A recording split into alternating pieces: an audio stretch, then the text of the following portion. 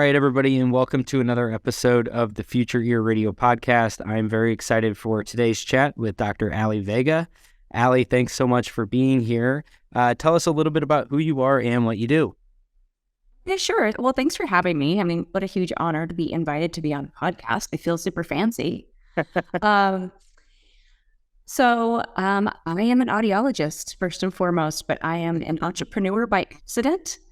And so I'm a private practice owner. I now have 3 clinics in Washington State. My first clinic opened 12 years ago in Olympia, Washington. And I opened a satellite office for a couple of years, actually 5 years, learned a lot of lessons, made a lot of mistakes, closed that office, had a little satellite office and an ENT office for a few years, ended up closing that office. And then this year, well, in 2022, I was like, okay, I'm ready. I survived COVID. I made it through a pandemic. Industry's booming, so much opportunity. And I was like, okay, I think it's time. And I swear to you, it's time. It's like, I cannot keep up with the demand that's happening right now. Okay, well, we're going to get into all this. This is really interesting. To rewind a little bit, let's go back to your start. How did you end up in audiology? So I grew up in North Idaho. I grew up in Moscow, Idaho. Okay. And, my parents worked at the university there. I just desperately needed to get out of town. And I thought that I was going to be a high school counselor. That was like my dream. I wanted to help high school students find their way in life. I was feeling not lost necessarily myself, but just knew that there were so many things I wanted to do in the world. And I loved my high school counselor because she was really helping me sort of figure out how to line up the rest of my life. I was like, I want to do that for other people. But then I went to school. So I went to school at Western Washington University in Bellingham, Washington, and loved going to school there. I was in all these psychology classes, and there was like 400 people in all of my lecture classes. And I started looking around going, dang, how are we all going to get jobs? It seemed like there was a lot of us that all wanted to do the same thing. Yeah. I was starting to rethink my path, but I knew I wanted to help people. I liked medicine, but I for sure was never going to get my doctorate. Like, that was a hard no. Mm-hmm. My dad had a PhD, and I just thought, that's not really the way that I want to go. So anyways, my family, not my parents, because they were professors, but the rest of my family was in the nursing home business. And my grandparents, my aunts and uncles, they all owned nursing homes. So I had some weekend jobs, nighttime jobs where I would go work front desk and get to hang out with people. And I got to see professionals coming in doing contract services and things. And there was this audiologist that came in to one of the nursing homes, and she was working with brain injury patients and doing some speech stuff. Oh, that's kind of cool. She gets to really help these people with these severe problems. She's a specialist, but she doesn't have to do surgery. And so actually Newsweek also had an article at that particular time of the top 10 professions of the decade. And so this was like 1996 probably. And audiology was number 1. So was it really? Slam dunk. Yeah, it was number 1. So I took a class in audiology, which was actually communicative disorders. And I fell in love. I was hooked. I loved the science. I loved the art. I loved the ability to help people, especially people who had a very specific problem, and learning how the whole hearing system has to, all these little tiny pieces have to work perfectly for you to hear well. And if one thing goes wrong, it's oh, this is the issue, or whatever. But then there was also all these resolutions that were available, all these tools to help fix that problem. And with every other audiologist story, we were put into mostly speech classes, and we got 1 or 2 audiology classes. And those are the ones that I waited to get every day. I was like, oh, I got audiology coming up at 2:00 or, whatever. But I had to put up with speech for a while. And what I didn't like about speech was that it just took so long to see progress in patients. And I really loved the satisfaction of helping and being able to not only diagnose the problem, but then saying, do you know how I'd help you? I know how to make your life better. Yeah. And that was what really got me with audiology, was being able to help people with quick results. And yeah, I mean, it's almost like an adrenaline rush, when you're these people, I've had this problem for 20 years and nobody knows how to help me. I'm I know how to help you. I have the answer. So it just was really fun. And I fell in love with it. And then, of course, then now I need to get a doctorate degree. And it didn't even matter. It was like summer camp. It was not the doctorate that I thought was going to be so terrible to get. I just wanted to keep going to more school. And so I graduated from Western with a bachelor's degree in, it was actually speech and hearing sciences, I think is what it was called. And took a year off to work in a clinic, in an audiology clinic, because I wasn't really sure about graduate school yet. And it was still the time where there was a master's degree. So I got a job working with Chris Borders at the Hearing, Speech, and Deafness Center in Seattle. And she, bless that woman, she took me under her wing and she made me her audiology assistant before that was a thing. I was like, I swear to God, I was one of the first audiology assistants. She was pulling me into hearing aid fittings, and she was teaching me how to retube ear molds, and she had me coming into pediatric appointments and being her assist with little kids. I mean, I got to do cool stuff. Yeah. It was so much fun all the time. So then I wanted to go to graduate school, and that's when the AUD was just being released. Mm-hmm. Well, I would say on the West Coast, really. But it was sort of like, you could still get a master's or you could get a doctorate. Why not surrounding it at master's? And so I looked at big schools. I looked at Gallaudet. I looked at Towson. And I went out east. Oh my God, I was such a West Coast girl. Like, I'm small town. I'm going to get eaten alive out here. So I was a little bit disappointed, but I applied to San Jose State. They had an AUD program at the time, and that was really the only one on the West Coast. And I got waitlisted. So I was like, well, I'll just try again next year. And then Utah State called me and they said, we got your name from San Jose State waitlist. And they offered me fluoride, actually. They were like, gosh. If you take a chance on us, we'll take a chance on you. Because were you like in the first AUD cohort of their program? I was in the inaugural. Super interesting. When was that, like 2001 or something? 2001. Okay. Yep. In fact, I think my third day of school was 9/11. Oh, gosh. Yeah. Well, that will really anchor that period of time for you then. Oh, for sure. Yeah. I mean, I was so I moved down to Logan, Utah, and was going to school. And I think there was like 20 of us that started. And by the time we graduated, we were 3. Wow. Really? Because it was our first year was a master's program, and then we morphed into an AUD program. And Utah State was developing their curriculum as we're taking classes. And, some people just figured out this isn't for us. And sometimes professors were like, hey, this is really not your right path. And yeah. So, in a class of 3, I won all sorts of awards. I have like top researcher, top clinician.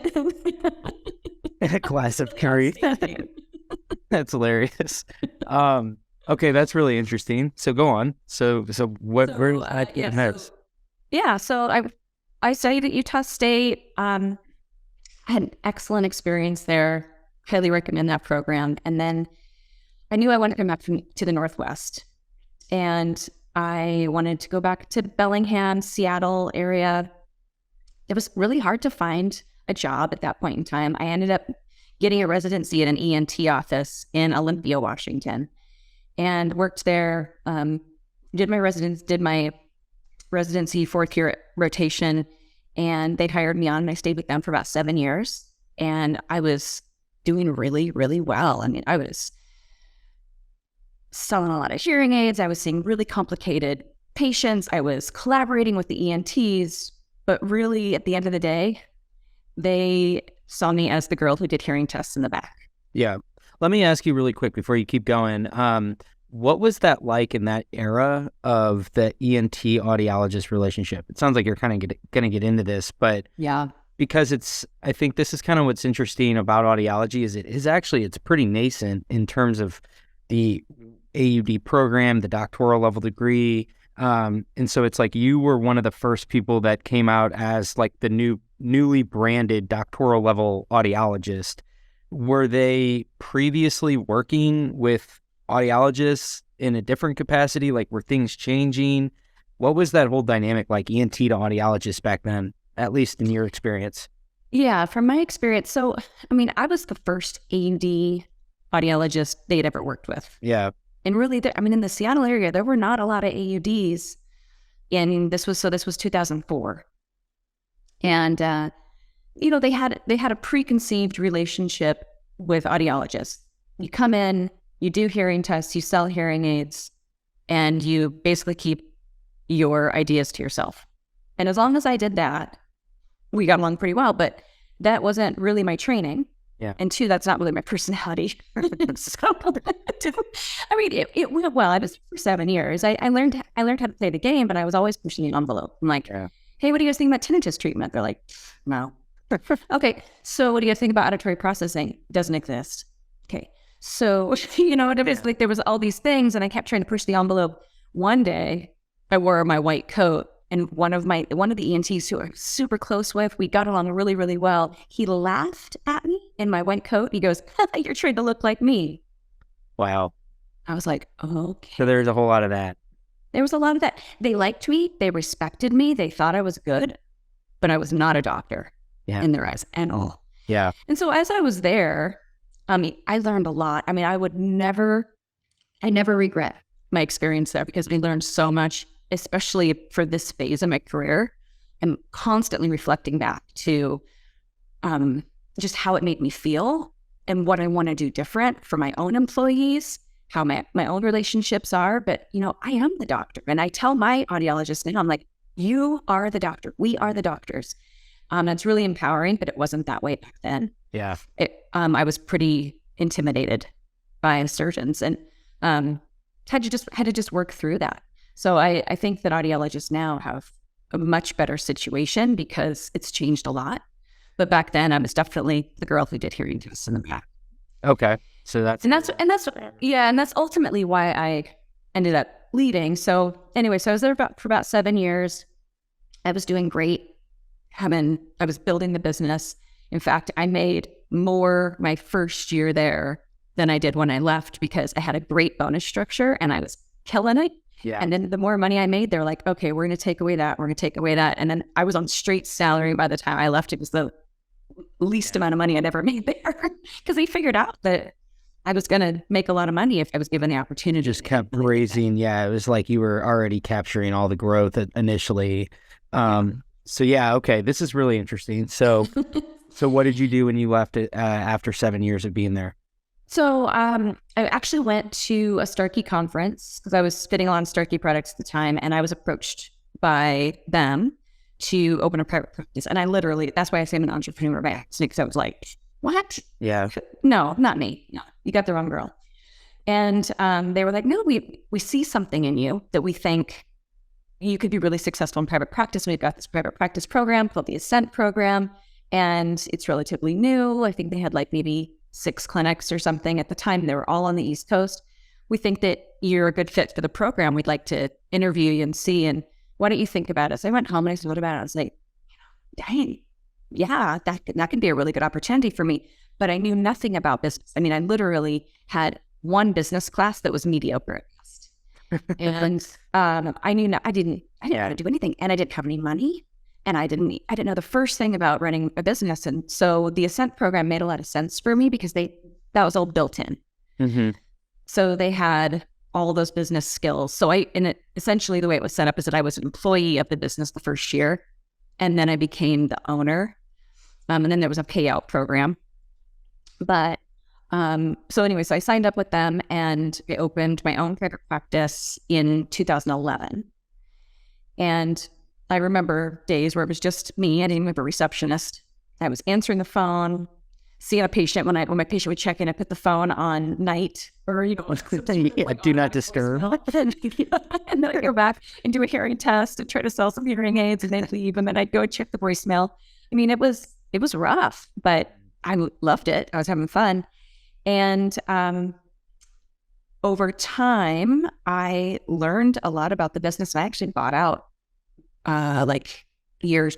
I think I was in my fifth or sixth year, and I ended up buying out from Starkey out of the program. And just because I simply outgrew it, I kind of learned how to do my marketing. I was learning how to do that, and I hired people to do my books. Like I didn't need them anymore. It was a great program. It helped me get my feet wet.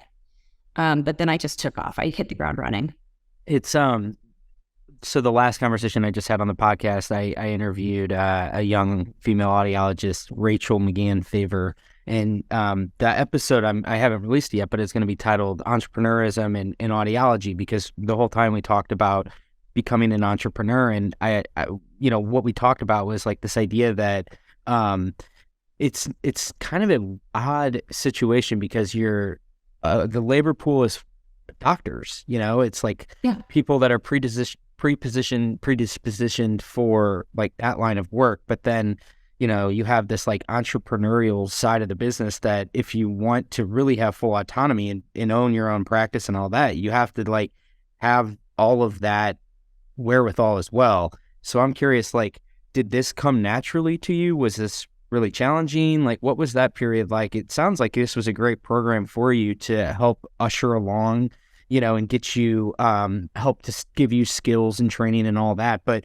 what do you remember about that period in terms of how much of this did it just feel like it came natural to you?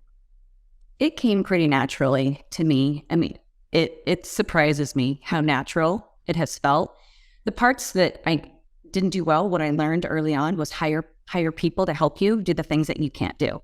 And I tried to do my own payroll for a while. I was really bad at that. So I just decided, okay, let's budget for that.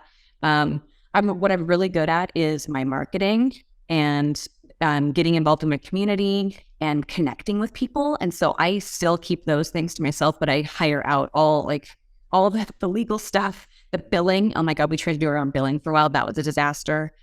I know that I'm capable of anything. But when I really look at what I'm good at and what I enjoy, that's where I'm trying to spend my focus. And that would be I would say my best recommendation to anybody who's thinking about should they do it or not is figure out what you're good at and spend your energy there, because it did come naturally, except for some of those technical things. And it is worth every penny to pay somebody else to do it. But the program was great because it gave me the opportunity to see, like, can I do that? And then there was a safety net. There was a safety net. People going, no, you're not good at that. Let's help you out. What would so you said that you really like marketing and stuff like that. Like, what comes to mind with some of the things that, or even the community outreach that you've done, either back then or even today? Like, what are the kinds of things that you really like in those areas? Well, I always say that I've been hustling. I'm just a hustler. I've been hustling in Olympia, Washington. But I've always been, so I got involved. So really early on, I got involved in a lot of networking groups and started talking about my business. So I was like, there was some group called BNI, it's a Business Networking International or something. And it was kind of cheesy, but it really helped me understand how to talk about my business and get other people to be excited about my business the way I am. So I started joining some of these groups, all these little networking groups, and I'm spending a lot of my time. I would schedule one day a week that I wasn't seeing patients at all. And I was just going to all these networking groups every single week and talking about my business and telling people why I love it and how exciting it is and all the things that can happen. And people were fascinated. I mean, audiology is so obscure, really, in healthcare. Totally. That people are just like, whoa, how have we never known about this? And I'm like, I know, right? Like, it's so cool. So exuding my own passion for what I do was getting other people excited. And then they were telling their friends. I also did radio, and I took a break from radio for a while because it is pretty expensive, but I'm back to radio now, and I do my own ads. I do my own ads, and I love it, and the radio station loves it, and I have great relationships with like all the people who work at the radio station, and because they're audio people anyways, they're super excited about it. But I feel like that's it. When patients hear my voice on the radio, they feel like they get to know me. They're not hearing this actor, they're not hearing somebody who works at the radio station, and I actually had a woman years ago came in with her husband for an appointment. She said, as soon as I heard your voice on the radio, I knew you were our doctor. I knew you were the person. And because she's like, I could tell that you care and you love what you do. And I knew you were the person we had to see. And people still, like, my kids thought I was famous because they would hear my commercials on the radio. And I'm like, yeah, well, I paid for that, but that's fine. You don't need to tell them that. But people still, I mean, they're like, oh my God, Dr. Vega, I hear you on the radio all the time. I'm like, yes, it's me. I see like radio is a great way, but I volunteer a lot in the community. At first, it was like doing hearing screenings and things like that. But honestly, I feel like just going and doing anything in the community, and I'm not trying to sell, I'm not trying to push my business, but I'm representing myself and I represent well. And I met a guy the other day and I was wearing my logo shirt and he goes, "Hey, I know you. I heard you on the radio and my sister came and saw you." And it was like he had all these connections just because I was out wearing my logo gear. And That's awesome. I was doing something in the community. But I serve on the board, and I'm on the board at the Washington Center for Performing Arts. They have an assisted listening. They have an infrared system. And so I go in and I consult with them and I help educate their volunteers about using it and troubleshooting it and, just things like that. Like that don't take a lot of expertise or time, but I'm their like designated audiologist that they can call. Just things like that where I'm just being seen. We go to a lot of auctions. We do a lot of things, but just being seen in the community and being a part of it. People want to do business with people they like. Yeah. With the radio ads, how did you even get into that? Did you come up and just say, I think this would be an effective way to get to my attract new customers, or is there a story behind it? I think actually I was approached. I think I got a cold call, honestly. And my first thought was, my people can't hear. So that's kind of a stupid way to advertise. But honestly, if you think about it, my target audience is women aged 25 to 60, because they are the decision makers of the family. I'm not speaking to my patient. I am speaking to the decision makers of that family. The loved one, the daughter, the wife, a loved one. Somebody who's like, you need that. He needs that, or my kid needs that. My dad needs that. I need that. Women are the decision makers of families, and they're listening to the radio. That's interesting, though. Do you get, even today, are most of the meetings scheduled by the wife, the daughter? Is that pretty common, or is it like that's already taken place and now my wife's said I should call you and schedule an appointment? I do hear that a lot. I hear that a lot of like, my wife made me come today, or people call in and say, I'm making an appointment for my family member. It's pretty common. Most of our business is doctor referrals. Yeah. But because we do a lot of insurance, but I would say that we hear that often, that my wife made me come today. How did you build inroads with the physicians that are sending you referrals? Was it all sort of part of this community outreach and all that, or did you have any distinct, plans of approaching them? What's funny is that it's all by mistake. I'm telling you, it's just like, it just happens. And I don't know how. I can't pinpoint, but I know that I have worked really hard at some things that have never panned out.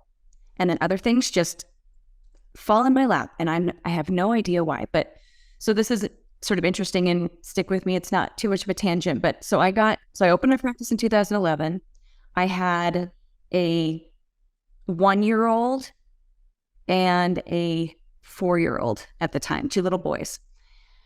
I got divorced pretty quickly when I opened my practice. My ex-husband wasn't too happy about my new clinic and all the attention that was going towards that, and our relationship suffered because of it.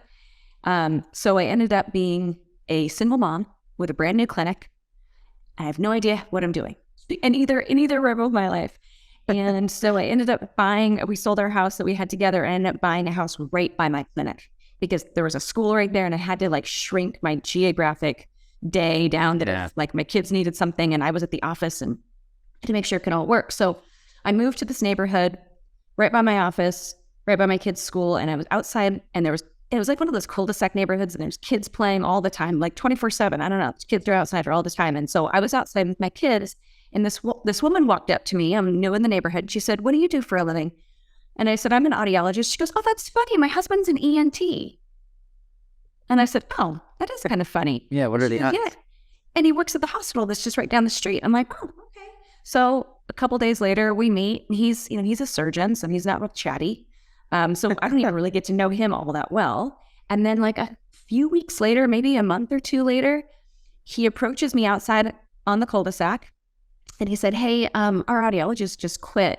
Do you think that you'd want to be a contract audiologist for the hospital and come into my office, I don't know, a day or 2 a week and do some hearing tests?" And if you ever identify people who need hearing aids, like you could sell them, you could take them back to your private practice and sell them hearing aids, but just run some pre and post audios for me. And I said, yeah. Sure. Sign me up.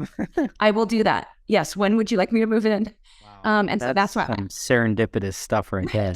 Like, there's no amount of taking cookies to an office that makes that happen. I know. So, I mean, that was just, and it was just knowing people and just being out and being seen and being open to opportunity. There was you gotta put yourself out there in order to even get the chance, that the random chance. You're gonna increase your odds of that random thing that you could never foresee happening, unless you know what I mean. You got to just like be out there. It's like taking at bats. There could have been a million reasons why I could have said no. Yeah. In that conversation, I could have said no for a million reasons, but I just said, yes, I don't know how I'm going to do this, but I'm going to make this happen. We're going to do this. So I did it. I set up, I went in, he had a booth and equipment and everything. And so I'd go in there 1 day a week, and there was a schedule, and I was just running audios all day long. Boom, boom, boom, boom, boom. And then I'm writing down people's names so I could take information with me, taking copies of audios, writing up people's names, following up, and then taking them to my private practice to do hearing aid fittings. And I was then now in, because he was a employee of the hospital. I am in the hospital referral system. Oh man, and there was like 1,500 doctors. So any doctor that types in hearing loss into that system, my name pops up. Dr. Vega. And I just started getting the doctor referrals from that hospital system. That's super interesting. So does that kind of when your practice started to take off? So you said you started it in 2011. Roughly how long was it open until this point happened? So I was open probably a year and a half. Gotcha. So it was like 2013, I think, is when I started doing that. And I would say that that's when a whole new trajectory took off. Cool. And my business was increasing dramatically. That's awesome. Okay. So then you have that. What was that phase like? This is really fun, just chronicling kind of your... Oh, I know. I should write a book. It's crazy. So that's when I tried to do my own billing. Okay. This was a really fun chapter. Okay. Is for the record, do not recommend. 1-star review. Don't do your own billing, especially if your practice is growing and you're billing a lot of insurance. I mean, if you're not doing a lot of insurance, you might be able to figure it out, but it's an insane monster. So we were trying to do that. I was also trying to break my teeth on how to actually manage employees, because now I had to have people covering the private practice. I was bringing back all this information for billing. I wasn't in the practice every day. And so when I wasn't there, they were kind of doing their own thing. So it was rough, but I was busy, but I was like moving around because I'm still doing networking. I'm still taking a day to do networking. I'm in this satellite office a couple days a week, and I'm in my private practice a couple days a week.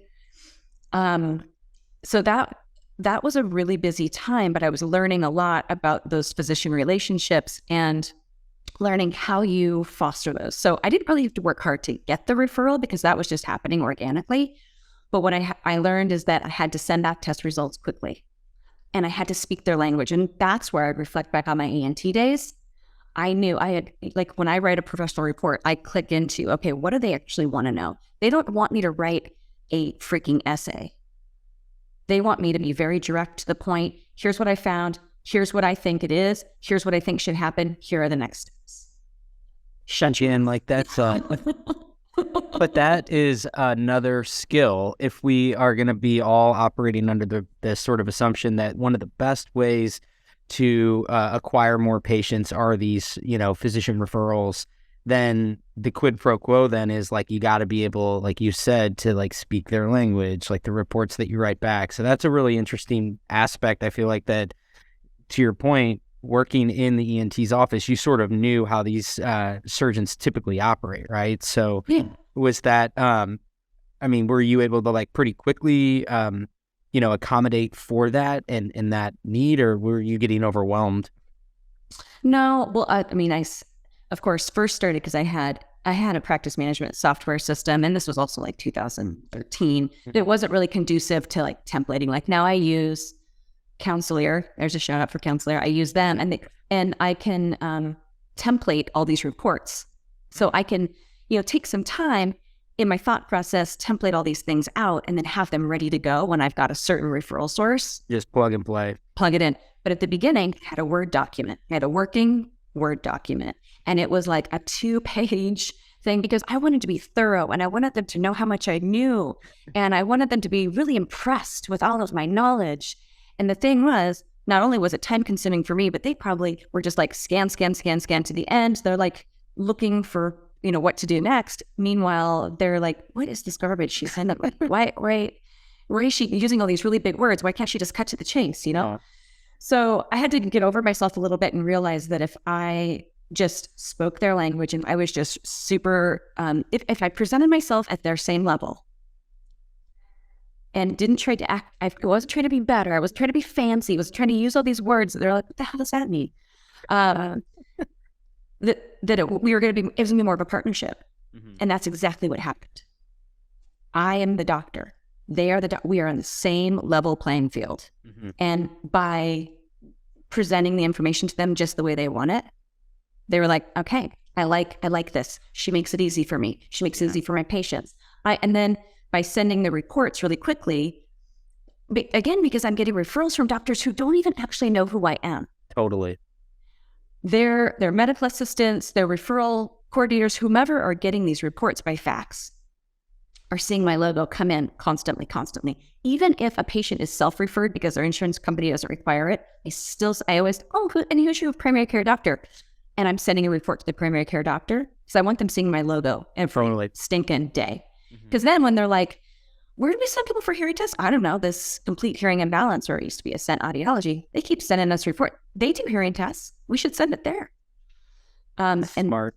And just cultivating that I was top of mind. I wanted to be top of mind all the time. And so I think that was really a critical component to maintaining those referrals because they couldn't forget about me. I was in their face every day. I love that. That's hilarious. Okay, so then moving along, so you got your practice. It sounds like you just really started to take off quickly. Then you had this buyout. So I'm assuming this was probably 2015-ish or something around. Yeah, it was probably around 2015, 2016. So then I decide, all right, I'm not growing this Ascent program. Ascent was great for what it was, but it's hearing aid sales, and that's the formula of that program is how many hearing aids you're selling. And every time you buy equipment, it's like, well, how many hearing aids do I have to sell to justify that? Everything's equated in hearing aid sales. I was doing a lot of diagnostics because I had all these physician referrals coming through. And so not everything was a hearing aid sale because sometimes it was, a pre-surgery evaluation, or it was a tinnitus management, or it was just an annual hearing test, just monitoring for somebody who's on a chemotherapy or something. Totally. Right? So hearing aids were becoming less of a priority to me. I mean, they still obviously were a big part of what I did, but I wasn't really equating everything in hearing aid sales. So I started to already feel like I need to diversify, because what if, then it was like, oh my God, OTC is coming, like this big scary thing, right? Like we didn't know when it was going to come, but we knew it was coming at some point. And I'm thinking, I'm going to diversify, because what if hearing aids are just like over the counter and on the internet and whatever. And I know how to do a lot, so let's start doing it. So then I decided I'm going to add balance testing. Okay, so this was like 2016, I think. So at the time you were Ascent Audiology. Was it just Ascent Audiology? Yeah. Okay. I said audiology and hearing. Yeah. Okay. And so I decided that I'm going to do balance, and I went to an ADA conference, and I did one of Richard Gann's, the AIB seminars, like a pre-conference seminar thing, it was a day thing. And I was so excited. I mean, Dr. Gans really has this dialed in. Yeah. So I got super excited. Okay, now I can diversify and legitimize my business, but not just the girl who does hearing tests, the girl who sells hearing aids, but now I'm like a real audiologist, right? So I go through that whole class and I get really excited, and I do some interviews with Dr. Gans. He's like, yeah, let's do it. And then he tells me how much it's going to cost. I'm like, that's not really in my budget. And he was like, no, you got to see, like, you're going to make all this money. It'll be, and I couldn't, to me, I had a lot of sticker shock. So then I did, and I made another mistake, but I learned to listen. I was like, how about I just buy the equipment myself? Let's do it. Like, how hard can that be? School. Well, I had to remember that when I went to school, they were ENGs, and you put water in people's ears, and then you got this big long tape of their nystagmus. So you had to get a ruler out, and you had to like measure their eye movement and do a bunch of math, and it was not great. So I thought, oh, I'll just buy some equipment and I'll just do it. Well, I did that, and I hated it, number one. Number two, I couldn't figure out how to make a business out of it. And so then I bought all this equipment and I wasn't using it. I didn't know how to get patients. I didn't know how to market it. I didn't know how to do anything. And that was a big waste of money. So a couple of years later, I went back to Dr. Gans and said, with my tail between my legs, okay, so I bought this equipment and now I need your help. And he was like, well, that equipment is awful, but that's fine. So he's done some really great coaching with me of like, okay, it's what you have. We'll make it work. So I joined AIB in like late 2019, I think. Yeah, I think it was 2018, 19, something like that. And helped me really get my balance program going. And so now we do a lot of vestibular. We've got the 2 rotary chairs, and we've got all this really great equipment. And I'm not doing it myself, which is another great thing. I hired an audiologist to do it. So that's been like the next phase of my businesses. So I break away from Ascent. I'm trying to now diversify my services. I want to be really a full scope audiology practice. Yep. And first thing I did was add implants, and then and joined AIB, and I've been really, really happy, really successful with that program. And it's not cheap, but I'll tell you what, it is great to have people who are really good at what they do mentoring you. Mm-hmm. And again, like getting a bookkeeper, an accountant, and a lawyer, and a billing person, working with AIB has been in that same pocket for me because I don't really love vestibular, so I need their guidance. I need them to help me. So you mentioned, okay, because of these relationships you have with the physicians, you're getting a lot of diagnostic referrals and stuff like that. So now, like, kind of once you had properly, I guess is the right way to put it, been onboarded or had a balance offering that you felt comfortable standing beside, and like you kind of had an idea of how you were going to monetize it and all that, what was that period like in terms of when you started to see that part of your business kind of come online? Was it, this is catering to your existing patient base, or was this like opening the door to an entirely new set of patients? Just kind of like give me a sense of what that like unlocked for your business by becoming a balance center as well. Yeah. So when I bought the equipment, tried to do it myself, it was really this, the ENT at the hospital who lived in my neighborhood. And I was like, okay, I'm do balance. He's like, great, because I don't want to do balance. Like, he didn't want dizzy patients at all. So he was happy to send them to me. But honestly, he was sending me like 3 a month. Okay. Because he didn't want dizzy patients either. So they really weren't coming to him. He was my main referral source. And I couldn't really find anybody in town who had dizzy patients. So when I started working with Dr. Gans, they really helped me understand how to market this and how to get those. And what we're finding is we're getting them from our existing database more than anything. Interesting. And radio, that's one of my top commercials, is talking about dizziness. Because you know what? Everybody has dizziness. I know. Or everybody knows somebody who has dizziness, right? And we get on the radio, we talk about dizziness, and people are out of control, calling us or talking to it. The radio station want to talk to us. Everybody wants to talk about dizziness. It's right up there with earwax removal. Everybody wants to talk about earwax. Let's talk about dizziness. That's interesting. And now what I'm finding now is that, so we've been doing this for a few years. And so we're always asking, when we do a case history with a new patient, we're always asking those vestibular questions. And if they're like, oh yeah, I do have balance problems, we're like, okay. And then after today, we're going to get you set up for vestibular evaluation. Like, we just make that, okay, that's next steps, because you've already identified these concerns and we think that we need to evaluate that. And so that's built in now to our initial evaluation, but we schedule it for a different day. But then also I'm finding these hearing aid patients that I've had for decades. Well, yeah, they'll come in and they come in for a hearing aid follow-up or something. You're like, hey, I see that you guys do balance now. Have I ever told you that I'm dizzy? And like, oh gosh, we never talked about that. No, I think I should have a balance test. Like, yeah, you should. So, it's really, there's so many people in my existing database that are vestibular evaluation candidates. which I think has to be even more of a testament to why it's just really interesting that like hearing you talk through your thought process and your decision making around why you even wanted to get into vestibular, sort of like this feeling that you kind of need to diversify your services. But I feel like, when you're making that decision, if you do own a practice or you're considering maybe building a practice, and you're thinking through what kinds of services you're going to offer, I feel like that's super reassuring to know that, look, you're not going to have to like reinvent the wheel, if you will, go after all kinds of a totally different kind of patient base or something like that. A lot of these patients are actually just your existing patients. That's actually comforting. I would think that you've got quote unquote low hanging fruit right there. Totally. Absolutely. And it brings in a lot of times a younger demographic of people, which is great too. So it just by advertising the dizziness, now we've opened ourselves up, because now it's not just for old people, right? Like you can be any age and be dizzy. Totally.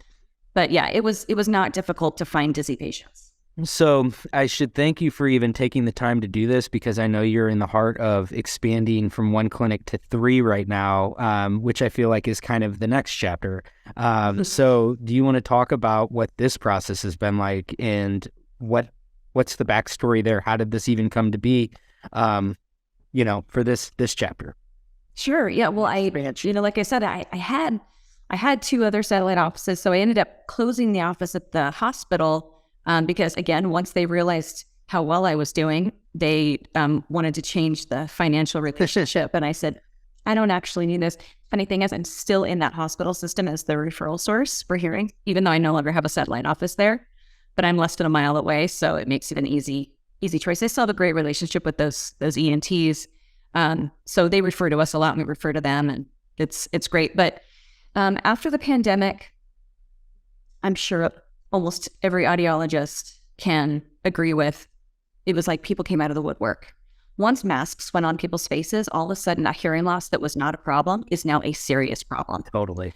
Right? And so it was like our business, I didn't even have to try. And our business was like quadrupled. Wow. And I always knew that I did want to try another location, just because the geographic area of where Olympia is, we're rural, but we're also the state capital, and there's a lot of these pockets, these rural pockets where people don't have services and they don't want to come in to Seattle. They don't want to go into Tacoma. They don't want to come into Olympia. And so I knew that if I took healthcare to them, I would be successful out there. And so I've been kind of looking at some different areas, but I was looking at Lacey, Washington, which is a suburb of Olympia. It's only 20 miles away from my other office, but I'll swear to you, people don't go from Olympia to Lacey in a day unless they have to. So I picked a spot that was close to the ENT practice that I left in 2011. And there's a new multi-care hospital coming in, but there's a lot of medical. There's a lot of medical right here, and there was no audio. Well, there are a couple other audiologists, but really it was a pretty untapped market.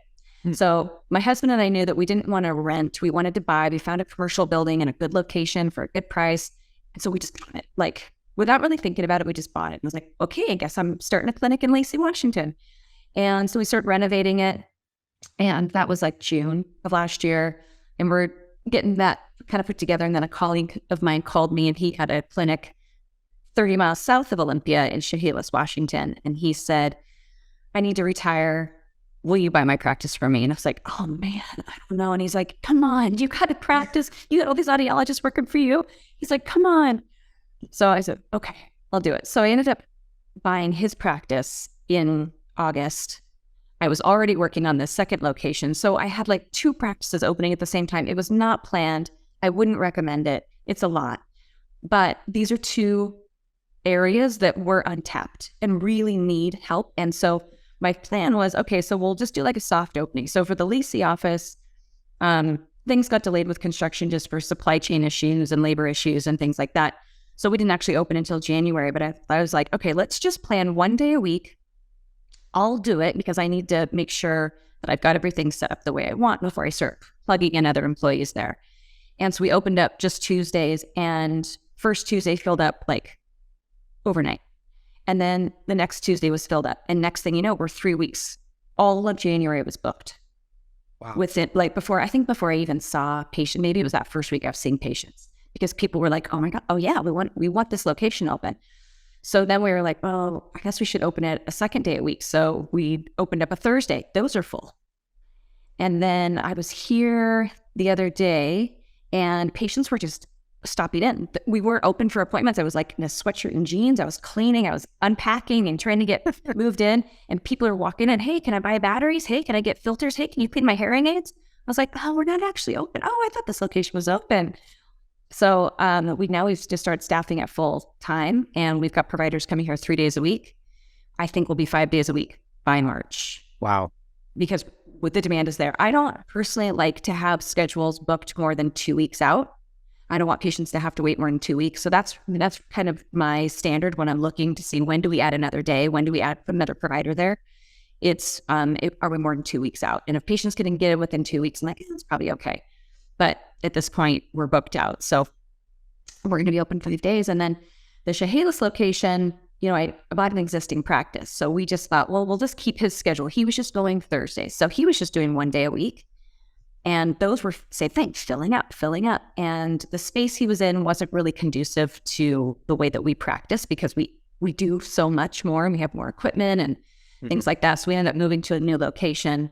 And that's open 3 days a week now. And we're going to probably be 5 days a week here pretty soon. I have to hire more doctors. That's what has to happen. Good segue. I was going to ask you, how many people do you employ now? And then maybe we can start talking a little bit about because that seems like another really big challenge is how do you find talent in what appears to be a bit of a labor shortage? I mean, nationally speaking, but in this industry as well. So how many people do you currently employ?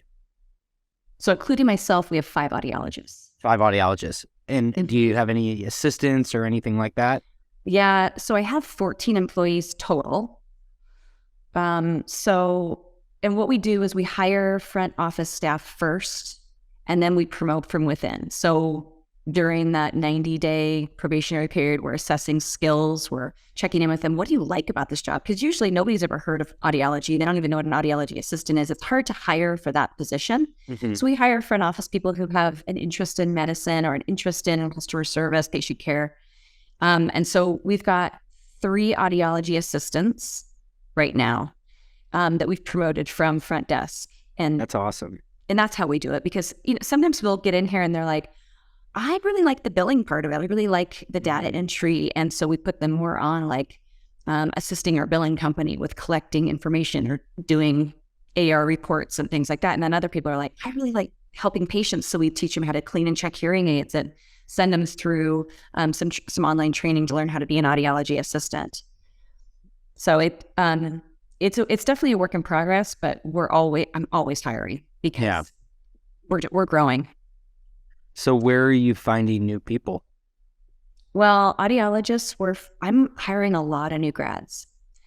And awesome. I like new grads because they're passionate, they're excited, they know all the new stuff. Like I went to school a long time ago. So what I knew they're hip. Outdated. They're hip. They're up on all the current standards of everything. So they've got that edge to them, but they're also open to being trained. They've just come out of their 4th year rotation and they're used to being mentored and learning new ways of doing things. And they've learned things that maybe we don't know about, and they can bring in some new fresh ideas to our business as well. So we've done that. We've taken 4th years. We haven't had any 4th years stay with us, but we do continually take students, and then we get students who have just completed. We actually have a pretty good relationship with the Seattle VA, and we get some of their top externs. Awesome. How did you form that relationship? One of my audiologists actually works for the VA on the weekends as a contractor, and so she has an in with them. And that's awesome. So we get the cream of the crop. Very nice. That's awesome. It's a nice relationship. Did you have a hard time hiring the 5 audiologists that you employ? I guess you're kind of near Seattle, which is such a big city that it might be easier for you than maybe someone that's not as close to a big metro like that. Yeah, I mean, I think when I hire audiologists, the pull is living in the Pacific Northwest. This is a very interesting place for people to live, especially people who've maybe lived in on the other side of the country, they come to the Pacific Northwest. It's like, oh my gosh, it's so different. And, Totally. but it's hard to find people to come to Olympia. Mm-hmm. So we're an hour south of Seattle. The place that's 30 miles south. In Chehalis. Yeah. I mean, that's a much more rural area. So it's hard to get people to want to come here.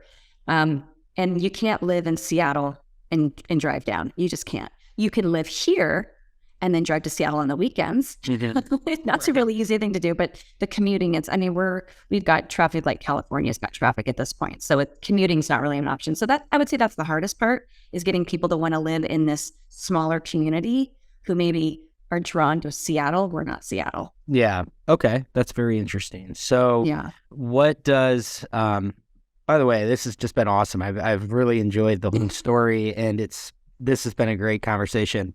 What does the future hold for you? Like, clearly this year you're very focused on getting these clinics up and running, but we were kind of joking at the beginning before we started recording that you had just recently gone to your therapist, and that you're asking the question of when is enough enough?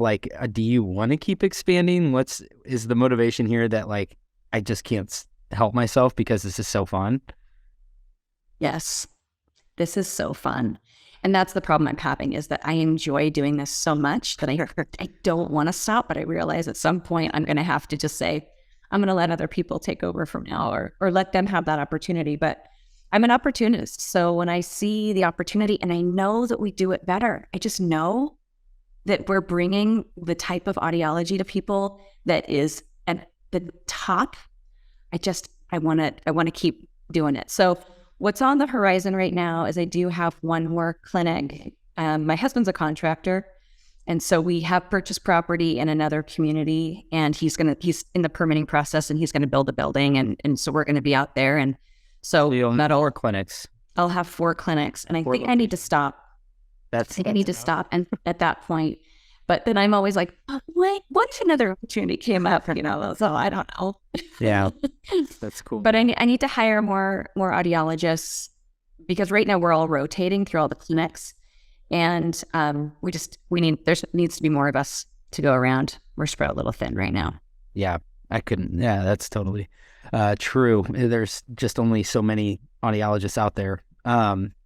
So as we kind of come to the close here, I for anybody that might be interested in connecting with you and, maybe asking questions about where they would go in terms of how to build a business like you did. I mean, it seems like you've had so much experience and you have so much wisdom around what to avoid. What's the best way people can connect with you? Email? Are you on social media? I don't know. Yeah. So email's great. I have Facebook and Instagram. I'm on LinkedIn, but there's only so many hours in the day. So or you can text me, call me. I get asked a lot for people who are like this contact I have through A.B., because I do cochlear implants as well. And she sent me a message through Facebook, I think, the other day, and she was like, hey, I know somebody who wants to add cochlear implants to their private practice. Would you be willing? I'm like, yeah, for sure. I'm always happy to share my story, or to listen to somebody else going, what do you think? Because I've had people do that for me. That's been one of my success paths, is that I've had great mentors. I've had people that I can think of like 10 off the top of my head right now, people who were ahead of me in this profession, who would listen to me. I'd come to them like, you've got this crazy idea, and like, maybe not now, or gosh, that's not, have you really thought that through, Allie? Or people have been like, yes, that's amazing. That's such a great idea. You should totally do that. I'm like, okay. But that's what it takes, I think, in this audiology profession, because we don't have a lot of mentoring. I don't think at this point in time, so you got to kind of go out and find your mentors. You got to find the people you click with. I have found those people really at conferences. Mm-hmm. I have I call them my audiology friends, but I have some of my best friends are people I see once a year at a conference. Yeah. Well, I'm glad that you said that, though, because I've been this has been a reoccurring theme, and something I've noticed too is it is a little bit like I think there's an opportunity for somebody to create like a true mentor program in this industry, because there is seemingly kind of a gap there. But I think I agree with you that I think one of the best ways for anyone to establish a network and find like-minded people that can, if nothing else, be another sounding board that you can bounce ideas off of. Trade shows are an excellent way to do that, whether it's just go to AAA or ADA, the big ones, or your state show. But I couldn't agree more with that I think that's a great way to, especially as a young person, if you're just getting started out, that's a really efficient way to meet a lot of people at once. Absolutely. It's a great way to get out of the class. The classes are one component of it. The CEUs, yeah, we all need those, and those are really important. But stay after for the networking events. Get involved, volunteer for the organization or join the pack or just go to at least the happy hour stuff. Find people that are interested in audiology the same as you, people have similar interests. I've had some very awkward conversations that have turned out to be, really impactful for me. You sit down to have breakfast and some random person starts talking to you. Next thing you know, you've got these connections, or you're like, hey, you know something that I've actually been really needing to learn about. You exchange business cards, and it can be a game changer for your career. You just never know. You got to put yourself out there. You got to just show up and see what happens and be available for opportunities. Say yes. I agree. And you figure it out later. It's like it's unavoidable. It's going to be uncomfortable. It's going to be awkward. You're going to have to make small talk with people that you don't know. But I totally agree that just you'll be amazed at how much you have in common with some of these other people. And I think that there's so much truth. You're a testament to it, of like just being out there and giving yourself more opportunities for, like, as random as they might seem, things to fall your way. I think is just super important to establish yourself and your connections. Yeah, absolutely. And we don't need to be competitive. There's no room for that, I don't think, because there's so many people that need our help, and we're only better if we share information with each other. And like, hey, I developed this thing, and let me email it to you. Like, I love it when I go to a class and they're like, hey, email me and I'll send you all my notes, or you can talk to me. That's the best way for us to get better and to be really at the top of our game. And on that note, thank you so much for being super transparent today and talking so candidly about your story, your business. I loved it. I really appreciate you coming on. This has been a lot of fun. I've had so much fun. I really enjoyed telling you my story. It's a crazy story, so thanks for being interested. It is. I'm ready to read your book when you go and publish it. Okay. It's not done yet, so you can't write it yet, but it's a work in progress. But thank you so much, and thanks for everybody who tuned in here to the end. We'll chat with you next time. Cheers.